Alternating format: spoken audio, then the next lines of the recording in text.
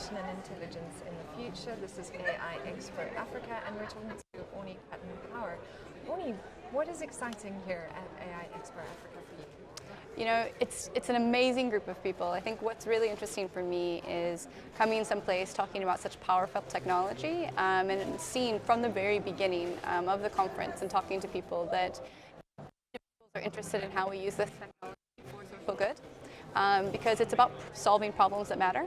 And so seeing that from individuals within the stands, within talks, you know, how do we use this technology to solve things like individuals that are unbanked? How do we use this technology to, you know, catapult Africa into, you know, the rest of the world's education levels? And, you know, how do we really take the power of this technology and apply it to, you know, things that we need to solve, problems that we actually need to solve, not just tinkering on the edges?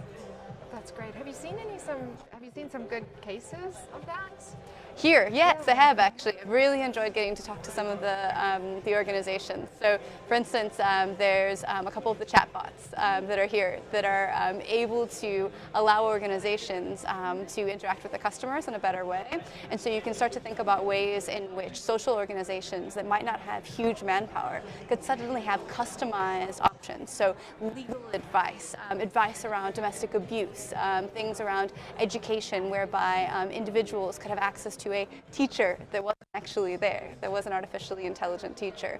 And so it's about expanding access. And so what's great is that some of the organizations here are like Gotbot and FinTechBot and Conversica are building the ability to do this. And I've asked each of them, you know, have you worked with any social organizations yet? And all of them have. So they're already starting to apply this to organizations that can use this technology, and some are even thinking about it. So others that are using, so ecosystem.ai, interesting organizations that's using a history of social science and creating algorithms that are able to essentially monitor clients, thinking about how do they potentially do that for large social organizations as well. So yes, I'm starting to see some really interesting ones, and I think I'm just scratching the surface so far. And for you personally and your company, how's been at AI Expo? I mean, it's incredible. I think that there's not been a point in the past kind of couple of years where there's been this many people together that are interested in applying and building and researching around AI.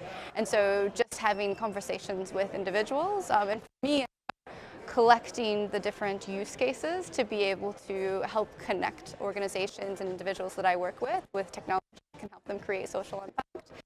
For me to be able to walk around to understand the different types of work that all these different organizations are doing in one place is just so efficient, and it's also very inspiring. Not only cuts down on the travel time, but also cuts down on the human interaction time. You know, you can go through that stress or friction, you can just walk straight over, go, hi, I'm so-and-so, and I'd love to work with you. Absolutely. There's definitely been an energy of collaboration. Have you felt that? Absolutely. I mean, we're early on in this space, so I think everyone's trying to build towards the next level, and we don't know what that looks like. And so no one's going to get there on their own. So I think that this understanding of, you know, how do we build in, I've already heard people talking about using design thinking for building apps within banks. And that's, for me, pulling those things together and understanding that you have to understand your users to be able to even write algorithms that can respond to their needs. And I think that's, you know, that's very interesting. So you're going to need people from different backgrounds. So talking about bringing in social science and engineers and computer science and, you know, any other type of speciality. And I think people realize that. The thing about artificial intelligence is that it needs to mimic real-world intelligence, which is made up of so many different pieces.